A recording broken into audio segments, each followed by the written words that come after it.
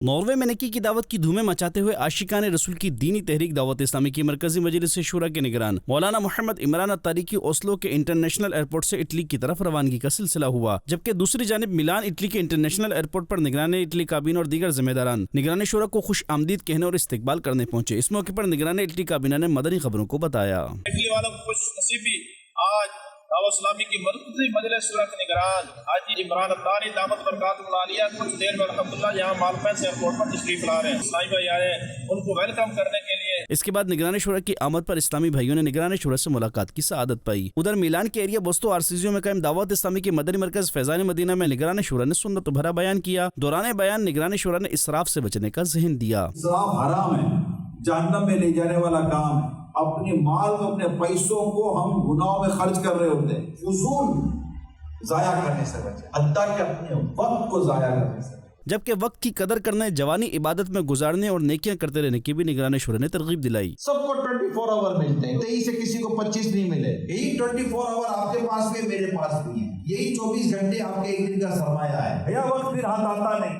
اور اختتام پر صلاۃ و سلام و دعا کا سلسلہ بھی ہوا۔